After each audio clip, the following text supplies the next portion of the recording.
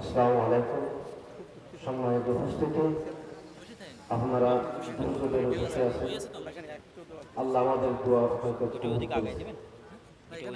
অনেক উত্তেজিত হয়েছিলেন, অনেক আবেগ দেখাতে চেয়েছিলেন। দেখ আল্লাহ আমাদের কবুল করেছেন। সাহেব আমাদের সামনে আসছেন। আসসালামু আলাইকুম রহমতুল্লাহ। আল্লাহর কাছে খুব দোয়া করছি, আল্লাহ যেন আমাকে এটা জানেন। আমি রাজীব ভাবনির فاصبر صبرا جميلا وقال رسول الله صلى الله عليه وسلم الصبر عند الصدمة الأولى। আপনাদের সাথে সংক্ষিপ্ত দুই একটি কথা। তার প্রথম কথা হচ্ছে ধৈর্যের পরিচয় দিতে হয়, আর দ্বিতীয় কথা হচ্ছে দুয়াই একটা জিনিস যাতে তাকদীরের পরিবর্তন ঘটে। যেটা আল্লাহ তাআলা লিখে রেখেছেন সেটা পরিবর্তন হয় না, তবে দুয়ার মাধ্যমে পরিবর্তন হয়।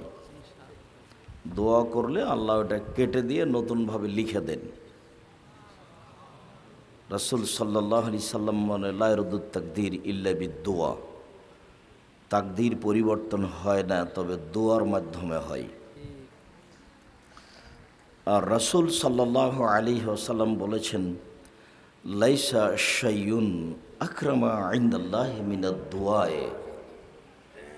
দোয়ার চেয়ে আল্লাহর কাছে প্রিয়, সম্মানী, পছন্দনীয় আর কোনো কাজ নেই।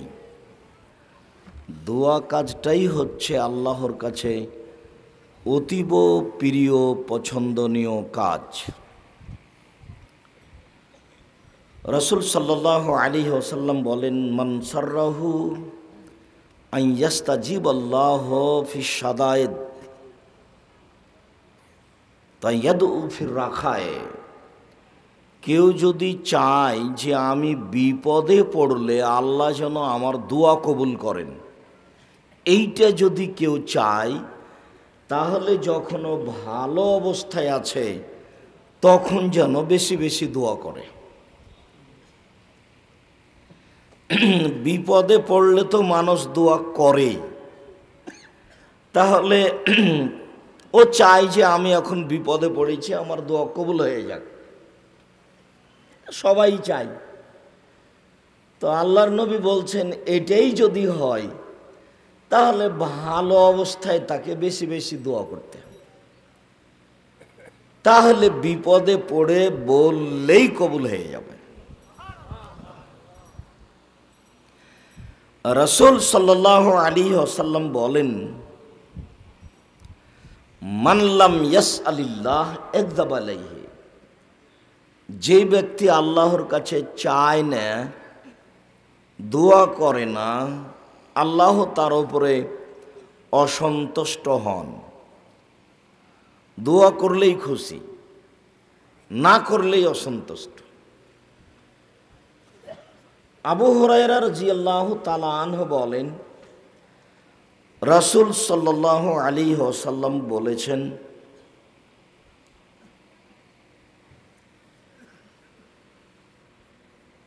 লা ইয়াস্তাজিবু লিল আবদ মা লাম ইয়াদু বিইসমিন আও কাতিয়াতি রাহিমিন ওয়া লাম ইয়াস্তাজিল। আল্লাহ তাআলা মানুষের দোয়া কবুল করবেন, তবে তিন ধরনের দোয়া কবুল করেন না। এক, বেইসমিন, পাপের দোয়া করলে দোয়া কবুল করবেন না। আল্লাহ আমি চুরি করছি, কেউ যেন না দেখে, এরকম দোয়া কবুল হবে না। অলা কাতিয়াতে রাহিমিন, সম্পর্ক আত্মীয়তা ছিন্ন করলে দোয়া কবুল হবে না। যে উদ্দেশ্যে শ্বশুর বাড়ি গেছিল সে উদ্দেশ্য পূর্ণ হয়নি, তখন স্ত্রীকে এসে বলছে আল্লাহ যেন তোর বাপের বাড়ি আমাকে আর না নিয়ে যায়, বা কোনো সমস্যার কারণে কারো সাথে এরকম বলছে, এরকম দোয়া আল্লাহ কবুল করবেন না, করেন না। আর যতক্ষণ পর্যন্ত দোয়া করতে তাড়াহুড়া করে ততক্ষণ পর্যন্ত দোয়া কবুল হয় না। তাড়াহুড়া করলে দোয়া কবুল হয় না। তো সাহাবীগণ বলছেন যে আগের দুইটা তো বুঝলাম, কিন্তু মালিস্তে জালো, তাড়াহুড়া কি জিনিস এইটা তো বুঝলাম না। তাড়াহুড়া করলে দোয়া কবুল হয় না, এইটা কি এটা বুঝলাম না। তখন আল্লাহ রসুল বলছেন, ইয়াকুলু, মানুষ বলে, কাদ্দাউতু ওয়া কাদ্দাউতু লাম আরা ইয়াস্তাজিবা ফায়াস্তাসিরু ফায়াদু দুআ। তো বলে যে দোয়া করলাম, কত দোয়া করলাম, কই দোয়া কবুল হয় না, তখন অলস হয়ে যায়, তখন দোয়া ছেড়ে দেয়। এই হলো তাড়াহুড়া। বলে যে কত দোয়া করলাম, কই কবুল হয় না। যার জন্য বলছিলাম সেটা তো ঘটেই গেল, বিপদ তো চলেই আসলো, তো কই দোয়া কবুল হয়েছে। আমি আর আপনি তাড়াহুড়া করি, যার কারণে ফলাফল ভোগ করতে পারি না। রাসূল সাল্লাল্লাহু আলাইহি ওয়াসাল্লাম সালাত আদায় করলে সিজদে দিতেন। তো আবু জাহাল ক্ষিপ্ত হয়ে বলল, মোহাম্মদ যখন সিজদায় যাবে তখন তার মাথার উপরে ভুঁড়ি চাপিয়ে দিতে হবে উটের, কে পারবে? তো একজন বলল আমি। তো ঠিক আছে। রাসূল সাল্লাল্লাহু আলাইহি ওয়াসাল্লাম যখন সিজদায় গেছেন তখন একজন ওই ব্যক্তি একটা উটের ভুঁড়ি নিয়ে এসে চাপিয়ে দিয়েছে। তো আল্লাহ রাসূল আর উঠতে পারছেন না। তো কে যেন বললে ফাতেমাকে, ফাতেমা এ ঘটনা। তো ফাতেমা রাদিয়াল্লাহু তাআলা আনহা দৌড়িয়ে এসে ভুঁড়িটা সরিয়ে দিলেন। আর ওই সময়তে তিনি ক্ষিপ্ত হয়ে তাদেরকে কিছু বললেন। তো আল্লাহ রাসূল সালাত শেষে এদের জন্য বদদোয়া করলেন। বললেন, আল্লাহ উতবা, শাইবা, ওয়ালিদ ইবনে মুগীরা, আবু জাহাল, উমাইয়া ইবনে খালফ, এদেরকে তুমি ধ্বংস করো। তো তিনি কষ্ট পেয়ে তাদের জন্য বদদোয়া করে দিলেন। এই বদদোয়া কবুল হলো 12 বছর পরে বদর যুদ্ধের মাঠে, বদরের মাঠে। বদরের মাঠে যুদ্ধ শুরু হওয়ার পূর্বেই তিনি বলে দিয়েছিলেন, সঙ্গী সাথী শোনো, এখানে আমি দাগ দিয়ে দিলাম, এখানে পড়বে উতবার লাশ, এখানে দাগ দিয়ে দিলাম, এখানে পড়বে শাইবার লাশ, ওইখানে দাগ দিয়ে দিলাম, এখানে পড়বে ওয়ালিদ ইবনে মুগীরার লাশ, ওইখানে দাগ দিয়ে দিলাম, এখানে পড়বে উমাইয়া ইবনে খালফের লাশ। সাহাবীগণ বলছেন যুদ্ধের পরে দেখছি ওই দাগের ওপরেই পড়ে আছে। তো অপমান অবস্থায় দোয়া করেছিলেন, যেটা আমাদের মূল কথা। তখন তো পরিস্থিতি যে এখনই ধ্বংস হয়ে যাক এটা ছিল, কিন্তু কই কতদিন পরে কবুল হলো? 12 বছর পর। ইয়াকুব আলাইহিস সালাম একজন নিজে নবী, আর ইউসুফ আলাইহিস সালাম একজন নবীর ছেলে, তিনিও একদিন নবী। তিনি হারিয়ে গেলেন আর ছেলেরা তার উপরে শত্রুতা করল। তিনি কান্নাকাটি করতে লাগলেন, ছেলে আল্লাহ কবে ফিরিয়ে দিবেন। এইভাবে দোয়া করতে করতে করতে 25 বছর পরে ইয়াকুব আলাইহিস সালাম ছেলেকে ফেরত পেলেন। তো নবীগণের দোয়া এত দেরিতে কবুল হয়, আর আমি বললাম যে 2-1 মাস, তারপরে বললাম যে কবুল হয় না। এরই নাম তাড়াহুড়া।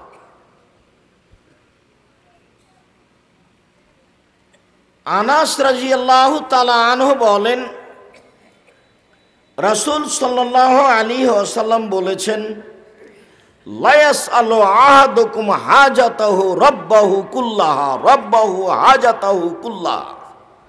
মানুষ যেন তার সব প্রয়োজন আল্লাহর কাছে চায়, ছোট হোক বড় হোক, জমি হোক, ভ্যান হোক, রিক্সা হোক, সুই হোক, সুচ হোক, দা হোক, কুড়াল হোক, সব যেন আল্লাহর কাছে মানুষ চায়। এই কথা আল্লাহ রাসূল বলতে বলতে নিচের দিকে নামতে লাগলেন কথাতে। বলতে বলতে বলছেন, হাত্তা ইয়াসআলুহু সিসআনা আলাইহি এজান কাতা। স্যান্ডেলের ফিতেও যেন চাই যখন ছিঁড়ে যাবে। তা আল্লাহ রসুল কি আসলে স্যান্ডেলের ফিতার কথাই বললেন? না, মানে কম থেকে কম, ছোট থেকে ছোট, ক্ষুদ্র থেকে ক্ষুদ্র জিনিসও কার কাছে চাইতে হবে? আল্লাহর কাছে চাইতে হবে। স্যান্ডেলের ফিতা ছিঁড়ে গেলেও চাইতে হবে। তখন একটা বিপদ সংকেত জানাতে হবে, কি? ইন্না লিল্লাহি ওয়া ইন্না ইলাইহি রাজিউন। আয়েশা রাদিয়াল্লাহু তাআলা আনহা বলেন, একদা আমি আল্লাহর নবী বসে আছি, তো আমাদের সামনে একটা ল্যাম্পও ছিল, নিভিয়ে গেল। তো আল্লাহ রসুল বললেন, ইন্না লিল্লাহি ওয়া ইন্না ইলাইহি রাজিউন। তা আয়েশা রাদিয়াল্লাহু তাআলা আনহা বলছেন, আল্লাহর নবী, এই কাজটা তো ইন্না লিল্লাহ বলতে হবে।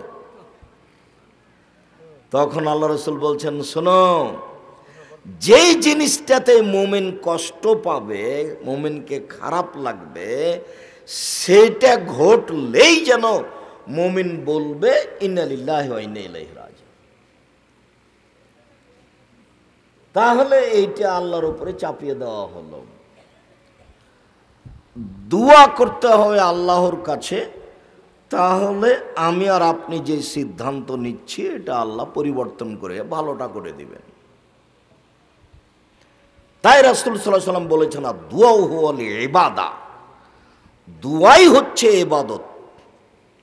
আরেকটা কথা আপনাকে বলি, আল্লাহ রসুল বলছেন, ইন্না রাব্বাকুম হাইয়ুন করিম, নিশ্চয়ই তোমাদের প্রতিপালক লজ্জাশীল। ইয়াস্তাহি মিন আবদিহি ইজা রাফা ইয়াদাইহি ইলাইহি আন ইয়ারুদ্দাহুমা সিফরান, যে মানুষ যখন তার আল্লাহর কাছে হাত উঠিয়ে প্রার্থনা করে, তখন আল্লাহ তাআলা তার খালি হাতকে ফিরিয়ে দিতে লজ্জা পায়। না, আমি তার হাতটাকে কেমনে ফিরিয়ে দিই, ও হাত তুলে আমার কাছে বলছে। তাহলে হাত তুলে দোয়া করলে পরিবেশ আরো ভালো হবে। কেন? হাত তুলে দোয়া করলে তার খালি হাতটা ফিরিয়ে দিতে আল্লাহ লজ্জা পায়। তবে আব্দুর রাজ্জাক সাহেব, আমরা যে নামাজের পরে হাত তোলা বন্ধ করে দিলাম, যে আবার রাসূলের পদ্ধতিতে দোয়া না করলে সেটা বেদাত হবে। যারা খিদমত করেছে তাদেরও খিদমত কবুল হোক। আমি আব্দুর রাজ্জাক বিন ইউসুফ চেষ্টা করেছি যে আপনারা কখন দোয়া করবেন, কিভাবে করবেন, কত জায়গাতে হাত তুলে দোয়া করবেন, এইগুলো বিস্তারিত পেশ করেছি। আল্লাহে আল্লাহর কসম, আল্লাহে আল্লাহর কসম, আল্লাহে আল্লাহর কসম, 90 সাল থেকে নিয়ে এখন পর্যন্ত আমি কোনোদিন অপ্রয়োজনীয় বাক্য বলিনি। 90 সাল থেকে নিয়ে এখন পর্যন্ত আমি কোনোদিন কেচ্ছা কাহিনী বলিনি। 90 সাল থেকে নিয়ে এখন পর্যন্ত আমি কোনোদিন মাযহাবের বিরুদ্ধে কথা বলিনি।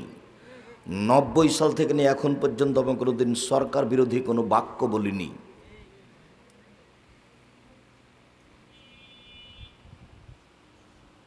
মানুষ না বুঝে কিছু করছে বলছে, তার খেসারত তাকেই দিতে হবে। আপনি এই পরিস্থিতির মোকাবেলা করবেন দোয়া করে। দোয়ার বিষয়টিও আমি আপনাদের সামনে স্পষ্ট করেছি। এইভাবে জাতির সামনে আমি জামিয়া সালাফিয়া প্রতিষ্ঠানের কথা বলেছি।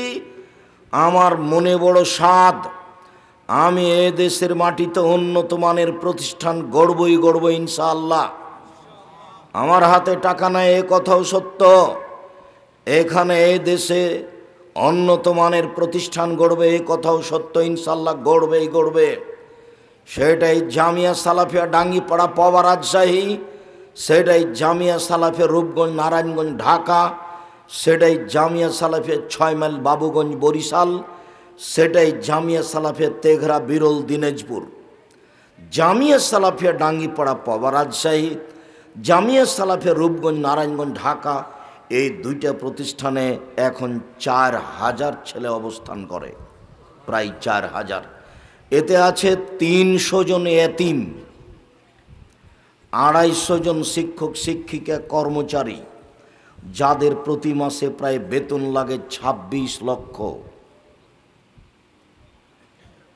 আপনি দুশ্চিন্তা ভোগ করবেন না এত কিছু হয় কি করে। আপনাকে আমি যেটা অনুরোধ করেছি শুধু সেইটা রক্ষা করবেন। শুধু তো যে শিক্ষক শিক্ষিকা ছাত্র ছাত্রী এতিম নয়, লক্ষ লক্ষ টাকা কোটি টাকার জমি কিনা হচ্ছে রূপগঞ্জ, নারায়ণগঞ্জ, ঢাকায়। জানি না আপনারা যারা বাগেরহাট মানুষ তারা কি ফাঁক পড়ে আছেন, তারা কি অংশগ্রহণ করেননি। জামিয়া সালাফিয়া রূপগঞ্জ, নারায়ণগঞ্জ, ঢাকায় মসজিদের জন্য জমি বরাদ্দ করা হয়েছে 200 শতক, প্রায় 6 বিঘার বেশি, যেখানে মসজিদ নির্মাণ হবে। প্রায় সব কিছুই রেডি, যার এক তালাতে 10,000 মুসল্লি সালাত আদায় করতে পারবে। যার পাশে অস্থায়ী মসজিদ তৈরি করা হয়েছে, যেখানে আমি নিজে 2 জুমা খুতবা দিলাম। তার প্রথম জুমা দিয়েছি মার্চ মাসের 4 মার্চ সম্মেলনকে হিসাব করে রোজ শুক্রবার, আর গত জুমায় জুমার খুতবা দিয়েছি, সেই খুতবা আপনারা অবগত আছেন। সম্মানিত দিনী ভাই বোন, এখানেও কোটি কোটি টাকার জমি কিনা হয় মর্মে আপনাকে আমি যেটা বলতে চেয়েছি সেটা হলো এই, এ দেশের মাটিতে আমি উন্নত মানের প্রতিষ্ঠান গড়ব ইনশাআল্লাহ, যেখানে ছেলে মেয়ে বাংলা, ইংরেজি, আরবি উন্নত মানের শিক্ষা অর্জন করে জাতির অন্যায়ের বিরুদ্ধে লড়বে মুখে কলমে মিডিয়ায় ইনশাআল্লাহ। মুখে দিনরাত বলছি, আজ বাধা দিলে কাল বাধা দেওয়ার সুযোগ থাকবে না, কাল বাধা দিলে পরের দিন বাধা দেওয়ার কোনো সুযোগ থাকবে না। মুখে করে যাচ্ছি, কলম হচ্ছে মাসিক আল ইতেসাম পত্রিকা, যেখানে আমি যেতে পারবো না সেখানে পত্রিকা যাবে জাতীয় সম্পদ মাসিক আল ইতেসাম পত্রিকা। এছাড়াও আপনারা সবাই আব্দুল্লাহকে ভালোবাসেন, তার বই পড়তে চান, আমিও পড়ি। ব্যতিক্রম ব্যাখ্যা বুখারীর মিন্নাতুল বারি, রিজিক, তার বইগুলি পড়বেন, আমিও পড়ি অনেক সময়, সব সময় পড়ার চেষ্টা করবেন। এছাড়াও সলাতের উপরে বই আছে। আমি আর একটা সাধ ছিল আমার যে আমি সলাতের উপরে, নামাজের উপরে একটা বই বের করব ইনশাআল্লাহ, সেটাও আলহামদুলিল্লাহ চলে এসেছে।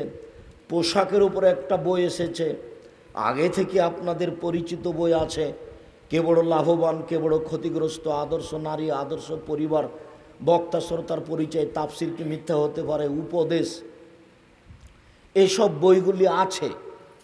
তো কে বড় ক্ষতিগ্রস্ত কে বড় লাভবান, একটা বাক্য পড়লে আপনি আপনার সুবিধা অসুবিধা বুঝতে পারবেন।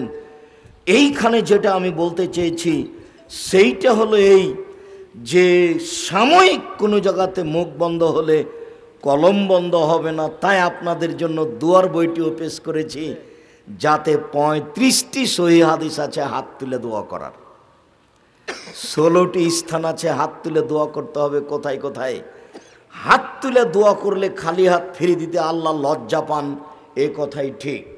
হাত তুলে দোয়া করতে হবে, এ কথাই ঠিক। রাতের অন্ধকারে, গভীর রাতে, রাতের শেষ অংশে, যেই সময়তে আল্লাহ সপ্তম আকাশ থেকে প্রথম আকাশে নেমে আসেন, গত রাত্রে 15ই শাবানে আল্লাহ সন্ধ্যা রাত্রে নেমে আসেননি, এ কথা মিথ্যে।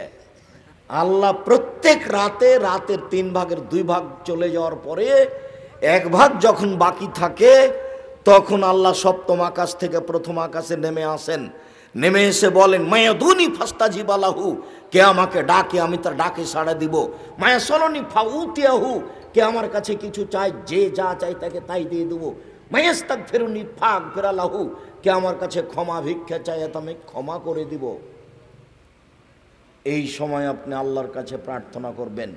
সম্মানিত দিনী ভাই বোন, ধৈর্যের পরিচয় দেওয়ার অনুরোধ জানাচ্ছি। আল্লাহ তাআলা আমাদের নবীকে বলছেন, ফাসবির সাবরান জামিলা, আপনি উত্তম ধৈর্য ধারণ করুন। আল্লাহ তাআলা আমাদের নবীকে বলছেন, অসবির আলামা ইয়াকুলুন, ওরা যা বলে ওদের কথার উপরে আপনি ধৈর্য ধারণ করুন। ওরা অনেক কথা বলে, ওরা বলে আপনি গণক, আপনি জাদুগার, আপনি অনেক কিছু। আমি আপনাদেরকে ধৈর্যের পরিচয় দেওয়ার অনুরোধ জানিয়ে, আন্তরিকভাবে দোয়া করার অনুরোধ জানিয়ে আমি আপনাদের জন্য আন্তরিকভাবে দোয়া করে বলতে চাচ্ছি যে আল্লাহ তুমি আমাদেরকে হেফাজতে রাখো, তুমি আমাদেরকে তোমার দিনের উপরে বহাল রাখো, আমাদের যত বালা মুসিবত সবকে দূর করে দাও। আমিও আপনাদের জন্য দোয়া করছি, আপনারা আমাদের জন্য দোয়া করেন। দোয়াই আল্লাহর কাছে সবচেয়ে প্রিয় জিনিস। সবার কাছে দোয়ার দাবি রেখে দোয়া করার, নিজের জন্য জাতির জন্য অনুরোধ জানিয়ে, স্টেজে সব বইগুলি সংগ্রহ করার অনুরোধ জানিয়ে আমি আপাতত কথা এখানেই শেষ করলাম। সুবহানাকা আল্লাহুম্মা ওয়া বিহামদিকা আশহাদু আল্লা ইলাহা ইল্লা আনতা আস্তাগফিরুকা ওয়া আতুবু ইলাইক। আসসালামু আলাইকুম ওয়া রাহমাতুল্লাহ। বইগুলো সবাই নিয়ে যাবেন। আব্দুল্লাহর মিন্নাতুল বারি আর সালাতের বই।